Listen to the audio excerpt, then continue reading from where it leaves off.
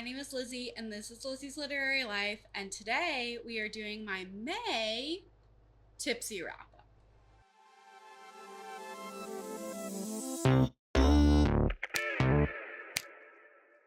So, we're going to talk about this drink in a second. Excuse the fact that I don't have my genre blanket up, the fan is running, I'm sweaty. You know, you're lucky I put a shirt on because it's freaking hot. So that's all I can say. This is the thing that I do every month where I drink a fun drink and talk about all the books that I read in the previous month. And also, like, lately when I've been filming, I don't know where to look. So, like, if you're noticing that, stop noticing it. This is a Blood of the Phoenix, also known as a Blood Orange Paloma. I have been doing a challenge called Herkyed, the hardest reading challenge you will ever do. And part of the challenge, one of the prompts, is to read a book with recipes in it and make one of said recipes that you've never made before, and then eat it or drink it. And this Blood of the Phoenix is from the book Cursed Cocktails by S.L. Rowland, which I think I did not finish it in May. I finished it in June, I think, but it's fine. It doesn't matter. This is one of the recipes from that book. So I will be completing this Herkyed prompt once I taste it.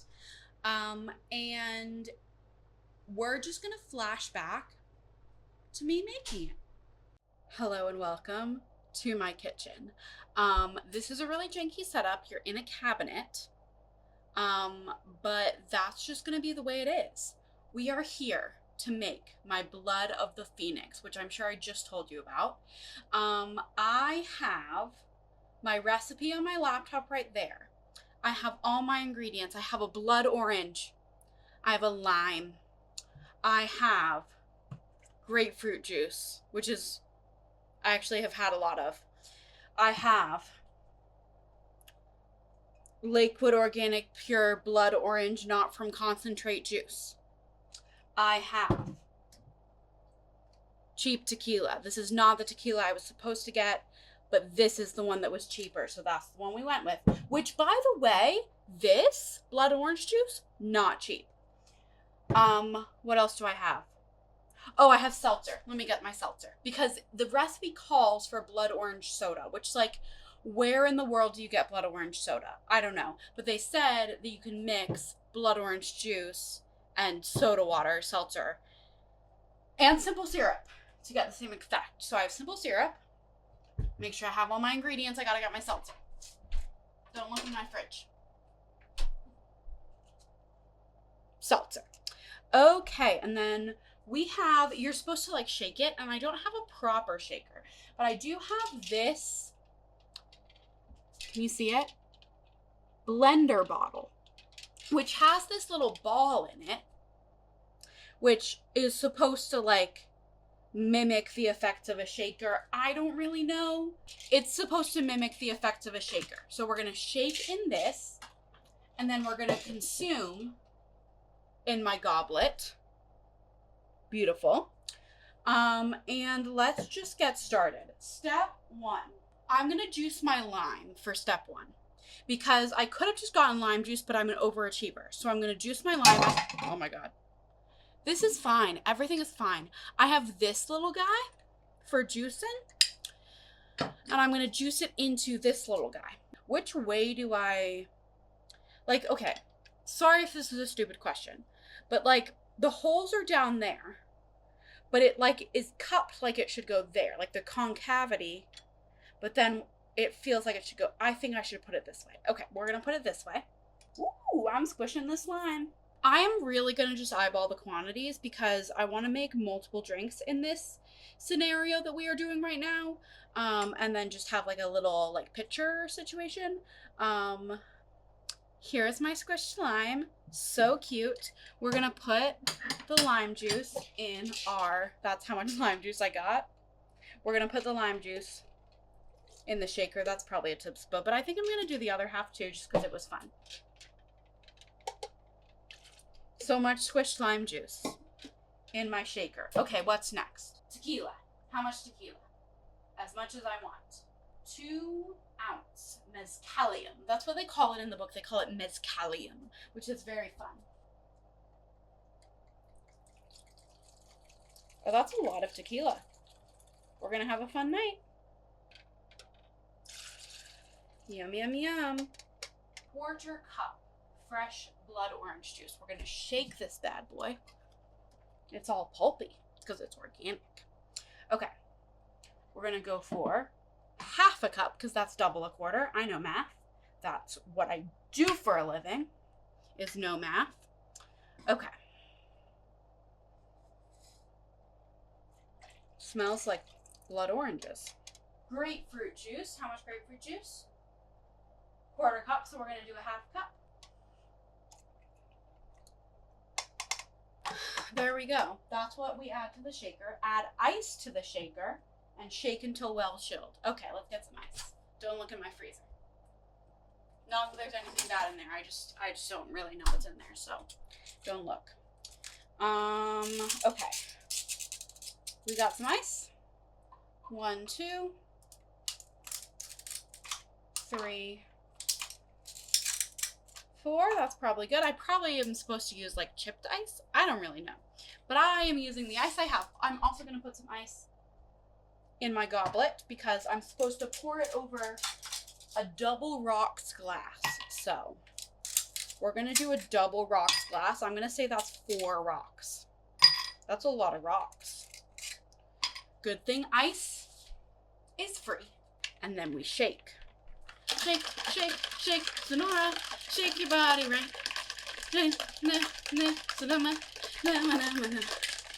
Open pour into double rocks glass. Top with blood orange soda. Garnish with a blood orange slice. Okay.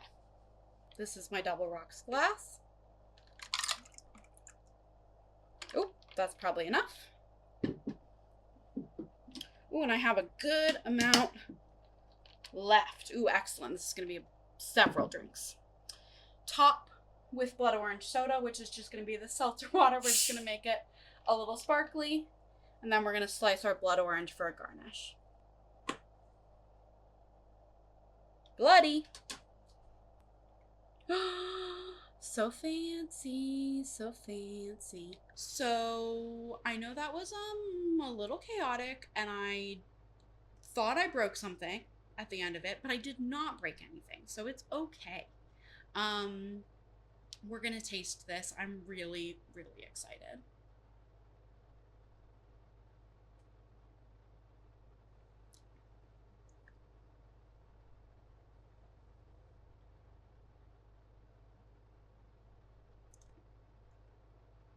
That is really good. I feel like I'm not tasting the tequila at all, which maybe I will when I get down here. But I love the blood orange. I love the grapefruit. I think that's really good. That's really good. I'm going to drink this and charge my phone, and then I will be back here to talk about some books. Okay, I have had one of these. I refilled it. And I charged my phone a little bit. We're at like 17%, but hopefully it's going to last. And we're going to talk about some books. Well, first, actually, we talk about non-bookish faves. My favorite things from the month that do not relate to words on page. First up is music. 2 bands that I've been loving lately are Pom Pom Squad and Illuminati Hotties, which is such a silly band name, and I kind of love it. And I just got a ticket to see them in September. But both of them are like, so Spotify gave me a day list that was like bubble grunge, and I realized that like that is the niche I'm into right now. So bubble grunge music. Loving Pom Pom Squad, especially Downhill. It's just been like in my head constantly, and I love it. And then I Would Like Still Love You by Illuminati Hotties is so good. So definitely loving those 2 bands. I also am wearing my Rafaela shirt. You can't really see it, but I'm wearing my Rafaela shirt, and I feel like I have to shout her out because I'm wearing that shirt. Rafaela is one of my favorite artists right now and always. I'm really, really excited for her new album, which I know is coming because I just saw her open for Samia. It was great. And she teased her new album, and I'm so excited for it. And I'm so excited for her to tour her new album, hopefully. Like, I love her so much. I will go to multiple shows if I can. So that's my music faves. TV, Love Island. That is what I will be watching after this, is the new Love Island. It just premiered on Tuesday. And so far, I like Shelly. And that's it. Other faves. I just am excited for the end of the school year. I'm excited to have a fantastic summer. We're going to crush it. We're going to do a great job. I don't know what I'm talking about. I really don't. And yeah, we're going to go from there. Let's talk about stats. Stats, as you know, are serious business. So I must put my drink down. It's also getting kind of heavy in my hand, so that's helpful. I'm going to blow through this today. I'm going to go so fast. So look forward to that. I know I say it every time and it's never true, but we're just going to go for it today. I can see this from here. I don't need to pick up my computer. I read 12 books in the month of May. That is, I think, my highest reading month so far this year. It's not like great historically for me, but I feel like it's pretty good. I'm satisfied with that. It was 2,922 pages and 45.43 audiobook hours.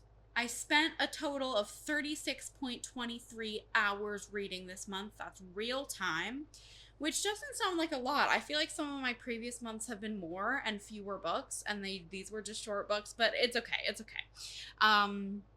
Average pages per book, 243.5. So yeah, pretty short books. It did take me an average of 12 days to read each book, which is kind of crazy for that average book length. But I think there were just a couple that took me a long time. Average rating 3.04. Not looking great, but that's okay. Pages per day 97.40 and average of 1.17 hours read per day. Genres, we have a pretty wide spread this month, which just like happens when there's more books. The majority is contemporary. That's interesting. I don't have a lit fit classification on my spreadsheet, but I think some of these contemporaries would go into lit fic. But I basically, like, if it's lit fic, I categorize it as either contemporary or historical based on the setting. So majority, or not majority, but the biggest category is contemporary, followed by fantasy. I really can't read it from this far away, but I'm not going to pick it up. Followed by horror. That is kind of shocking. I mean, it's only 2 horror, but still, that's more horror than I usually read. And I don't particularly like horror, but I don't particularly dislike it. It really depends on the book. And then just like a wide spread of other stuff, you know? I read some other stuff. Age demographics, we have a beautiful circular pie chart. Pie charts are always circular, but this one is a solid circle because I read only adult, general audience, adult books this month. No young adult, no middle grade. Formats, we have 50% on audio, and then the other 50% is mostly ebook with probably 1 physical book. That feels standard for me this year. And our ratings is where it gets spicy. We had no 4.5s or 5s. We had 3 2 stars, 4 3 stars, 3 3.5s, and 2 4s. So 4s are not bad. 3.5s are not bad either, but like I want things to be higher than that. And 3 2 stars is really not ideal, but it's okay. It's okay. I like to read. Even if I don't like the books I'm reading, I still like the process of reading. So it's all good. I thought that was all the things I say, but I also talk about acquisitions, mostly from the library, of course, a couple from Kindle Unlimited, Spotify, and one book that I owned this month. Actually, I think I read 2 books that I owned this month, but one of them I own it, but I read it on audio from the library, so I counted it as library. But I did read 2 books that I own physically this month. So good job to me. And then my favorite graph, I'm just going to put it big on the screen right now. This is my May daily pages graph. I read from a lot of different books this month. 12 books I finished, obviously, but then there's books that I didn't finish this month or in May that I finished in June. There's books that I DNF'd. I think there's a couple, at least one book that I DNF'd. And we just are looking at a lot of different books. This is how many pages I read in each book per day throughout the month of May. I love this graph. You know I love this graph. You can see which days I did not read at all, including the very end of the month, and which days I read a lot. And I just think this is fascinating. I'm going to give you another second to look at it. And then I'm going to take it away. And that's all our stats. I honestly really do not feel like waxing poetic about these books today because none of them were all that good. So I think I'm going to go pretty rapid fire. But sometimes I say that and it's not true. So we'll see. The first book I read in May was The Maid's Secret by Nita Prose. This was good. I really liked the first book in this series, The Maid. I did not like the second book, The Mystery Guest. This book, The Maid's Secret, fun. 4 stars. Moving on. And then I read The Persians by Sanam Malouji, which was shortlisted for the Women's Prize for Fiction. I was going to do a Women's Prize vlog. I've talked about it. I had to give it up for Herkyed. It's tragic, but it is what it is. So this was the only book from the Women's Prize shortlist that I actually read. I gave it 3.5 stars. It was good, but it didn't blow my mind. That's all I'll say. We're gonna rapid fire, like I said. And then I read The Interstings by Meg Wolitzer. This is an older book, like a 2013 release. And it was okay. This was one of my lowest rated books that I own for the Herkyed prompt. I gave it 3 stars. There were parts of it I really liked and parts of it I really didn't like, so it just kind of ended up being middle of the road for me. But if you're into books about like art and artists, then like maybe this would be an interesting one for you. But also I feel like there are better ones. There are better books about art and artists than this one, so maybe I don't recommend it to anyone. And then I read Spring by Ali Smith. This is the third. That's 2. This is the 3rd book in the seasonal quartet. We have autumn, winter, spring, and then summer I will be reading in June. This one was my least favorite so far. I did give it 3 stars. Ali Smith's writing is beautiful, but in this one I felt like she was maybe trying to do too much, and it didn't quite work.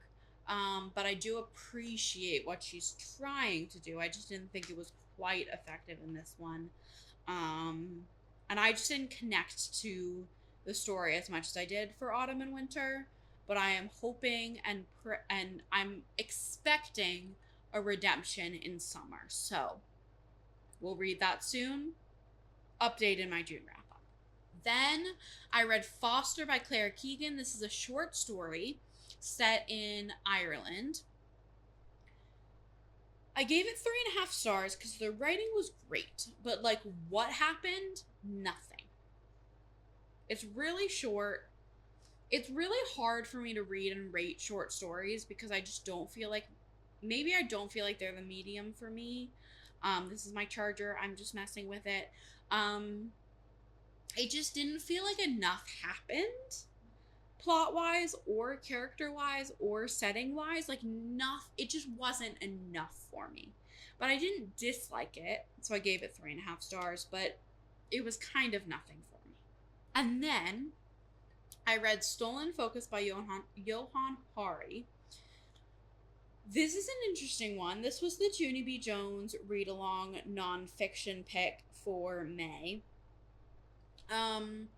This is a nonfiction book about the attention crisis, how tech companies and algorithms are stealing our ability to focus for extended periods of time. And I see this every day at my job. And it's really tough. And I think these are really important topics to talk about.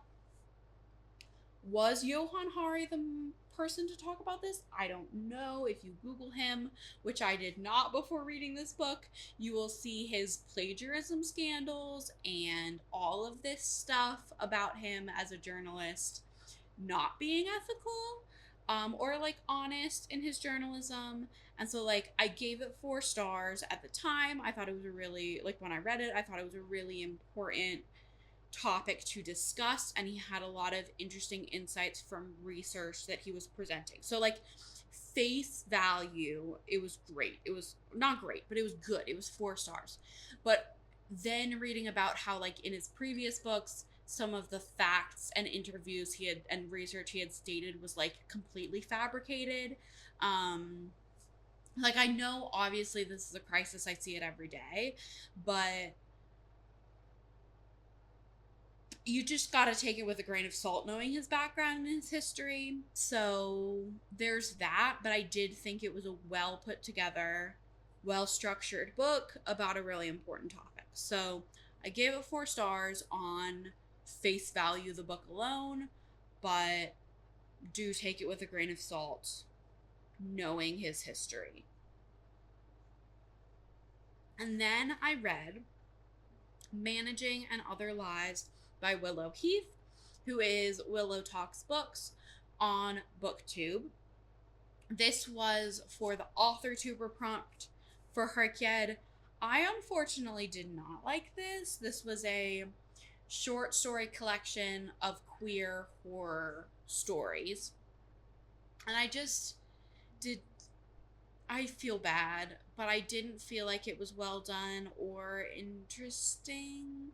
I gave it 2 stars. I also am not super a horror person, but I felt like the metaphors were really heavy-handed in terms of like the queer themes, and I just didn't like it, unfortunately. And then I read Fever Dream by Samantha Schweblin, translated by I don't know who, but it's translated from Spanish.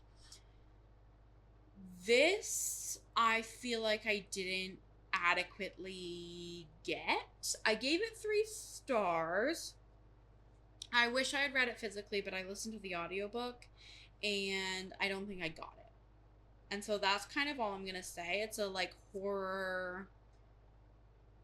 horror-ish, like just like speculative, eerie, unsettling story that I really think I could have loved. So maybe I'll reread it at some point, but I didn't really get it. I think mostly because I was listening to the audiobook.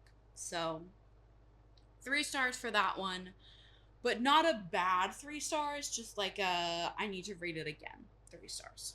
And then I read Please Do Not Touch This Exhibit by Jen Campbell, which was also for the AuthorTuber prompt. Jen Campbell is a booktuber, AuthorTuber. And this is a poetry collection about disability and Jen's IVF journey, which was interesting. I gave it 3.5 stars.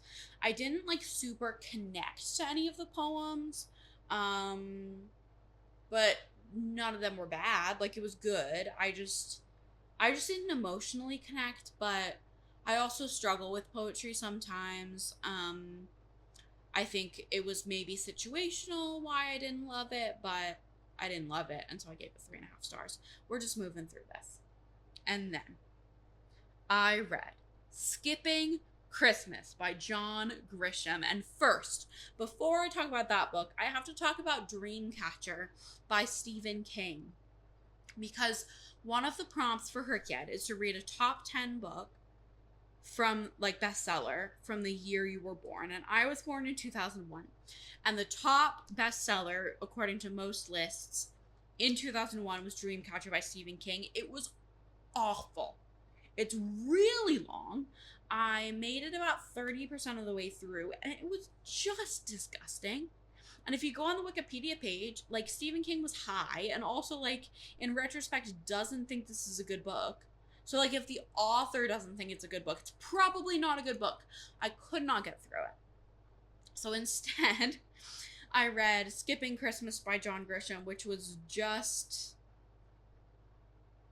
fine, but, like, bad fine. Sometimes I say a book was just fine, and I mean, like, it was okay. I gave this 2 stars, but, like, I don't know, maybe that's kind of mean. I just didn't, it just was like, meh?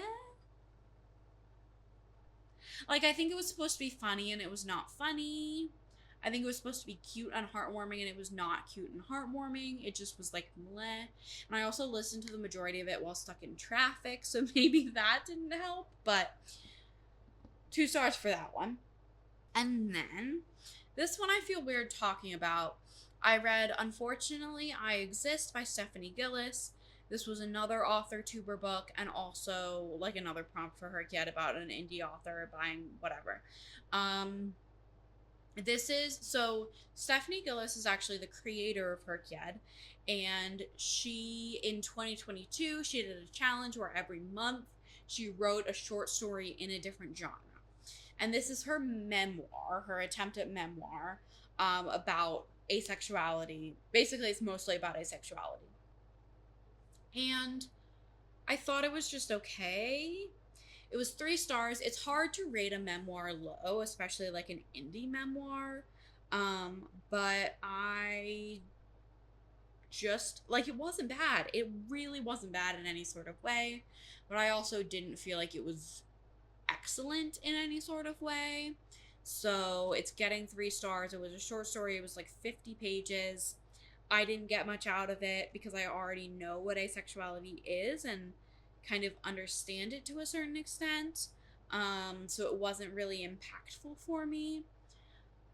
And so I gave it 3 stars.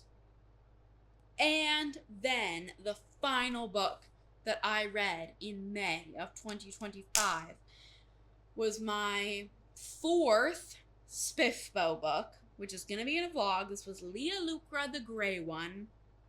I gave it 2 stars, and that will be in my Spiffbo vlog, which is done. Well, it's not all filmed, but I've read all the books. So it should be coming in like a couple weeks at most. So look forward to that. I'm going to finish this drink and probably the rest of what I made, eat some Chinese food maybe, and comment down below something. I feel like my energy in this was weird, but that's okay. Like this video, subscribe to my channel. I will see you in the next one, coming very soon. Bye!